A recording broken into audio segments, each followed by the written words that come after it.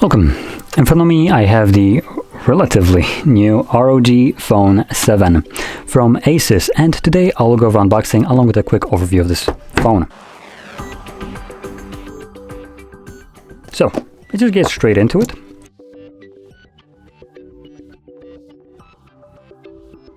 Nothing in here. So here we get some ROG branding for those who dare. Okay then. Just pop it open. So here we get a, damn, that's a book. Get some more paperwork, and then we get our case.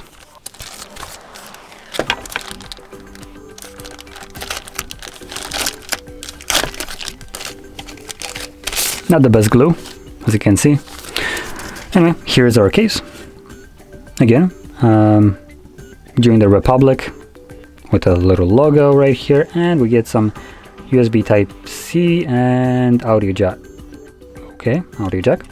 And at the front, or technically the back, we have a little bit of a design right here. Again, for those who dare, and 07 for the version of the phone that this is. And here, obviously, we get our phone. It does have some heft to it. Let's set it to the side for now and get a look at what we also get in the box. And we get a nice looking charger. This is a, where's a marking for it? Guess I have to just read it off the label.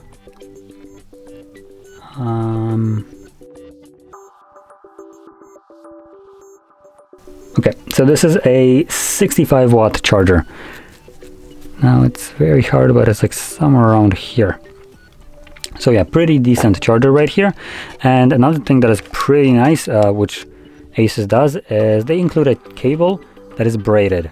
Now it's not gonna obviously add to any kind of like performance to charging or anything like that, but it just feels nicer, more premium. And when you pay for a device $1,000, you like to see premium.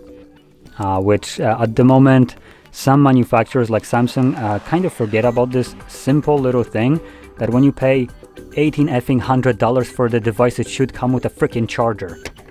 But yeah, Asus at almost half the freaking price includes not only just a charger, but a really good one with a braided cable.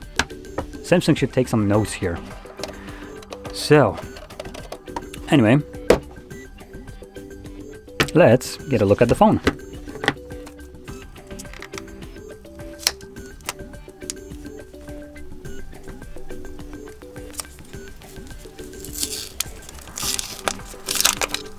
Just like slide it out. Yes, I can. Let's go. So here is our device. Let's turn it on. And while it's going to be booting up, I'm going to quickly go over just the peripherals, like what we have right here, which at the left side, if we're holding it normally, we have our Type-C charging port. They did swap from like their proprietary plug to Type-C, so when you're playing games, you can actually charge it and have the cable coming from the bottom when you're holding it like this. So that's really nice. Then at the top, we just have some antennas along with the microphone, looks like. Ooh, that has some nice bass to it.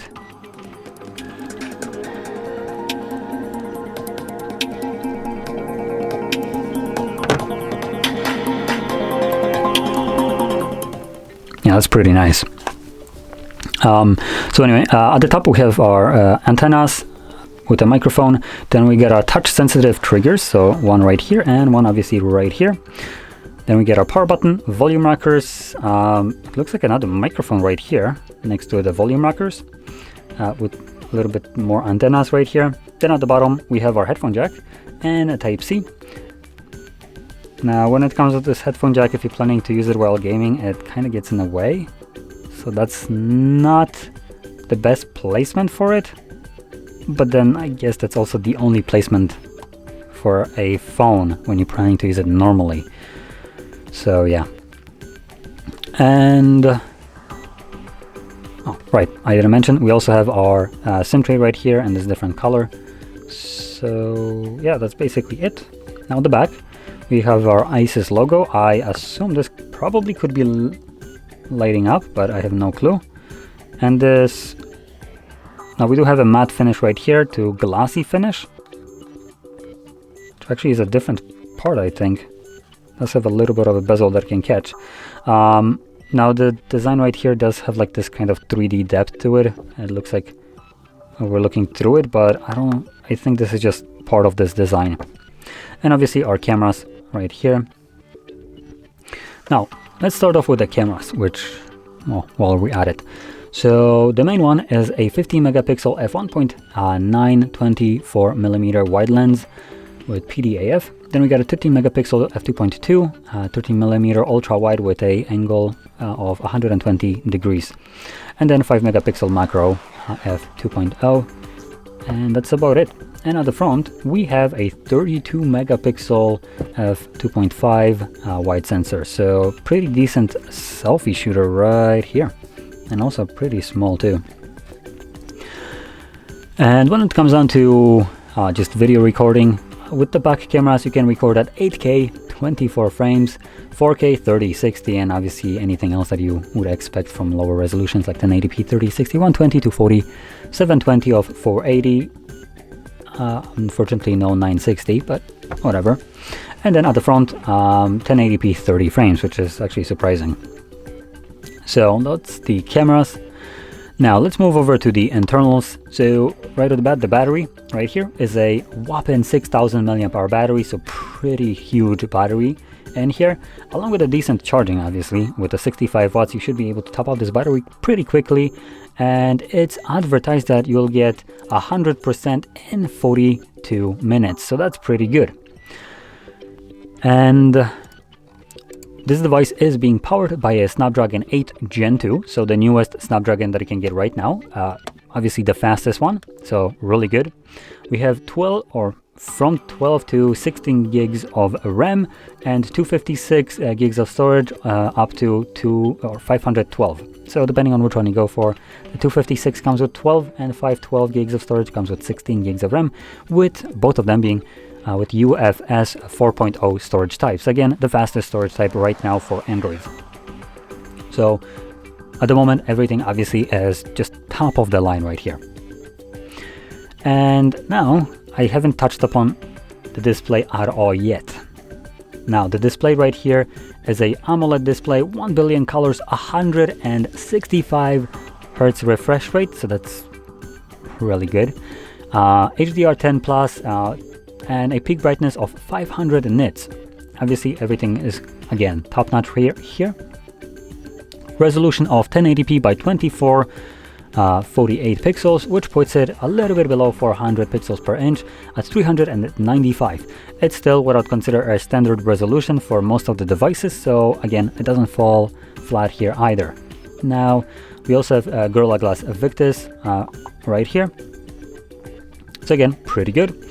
And that's about everything about the display. Now we do have a little bit of a chunkier bezels right here. This is a gaming phone, so an Asus does tend to prioritize sound quality, as you already heard. So we do have only a 82.2% screen to body ratio because our bottom and top bezels are a little bit on a bigger side. You can kind of see at an angle where it comes, so as you can see they're up to here and here. Now if I grab a tool to measure it, let's just quickly see. So if we count anywhere from the bezel all the way to the edge of the actual casing, then we are looking at roughly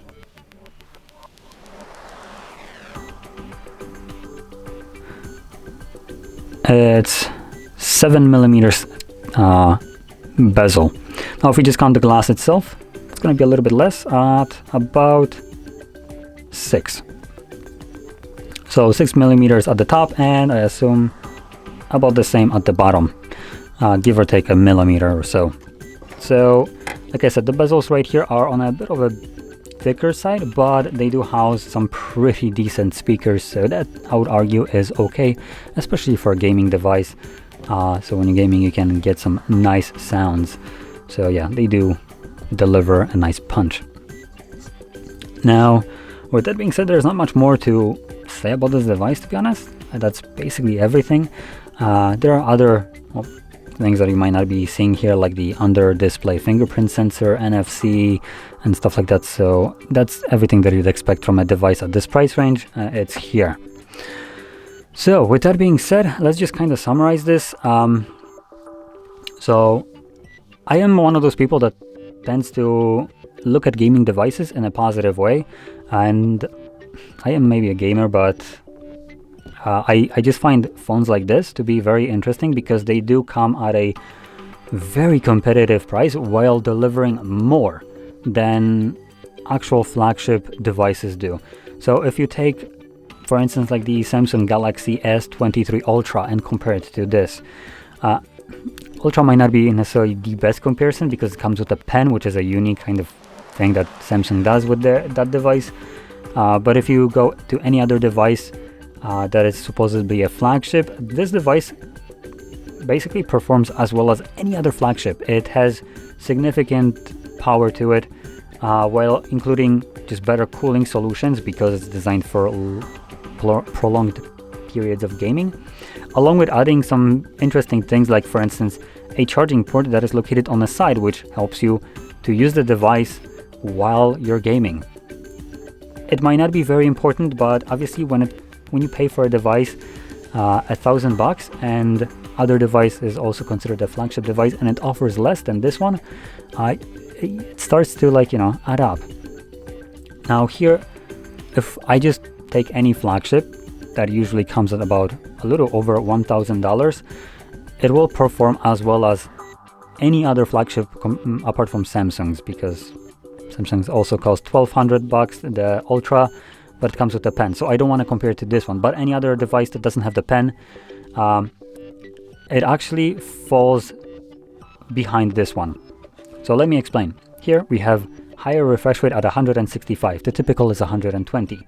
It's a OLED or AMOLED display, which is pretty good. We do have a little touch sensitive triggers right here, which no other device apart from gaming phones have this. We have additional charging port, which again, no other device apart from gaming one has this. We have a stupidly good speakers right here, which again, majority of the phones don't really have this unless they're gaming, and also the gaming ones don't really all provide such a nice sound as this one. And we also have a headphone jack, which again, for flagship devices, this is kind of unheard of. So these are all the things that this device has that other flagships do not.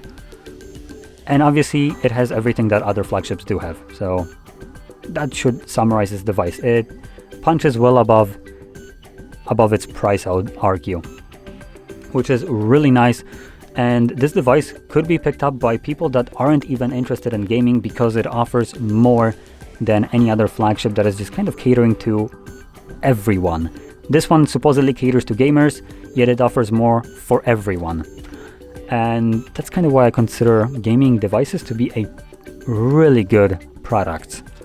So yeah, with that being said, hopefully you found this video helpful. If you did, don't forget to hit that like button, subscribe, and thanks for watching.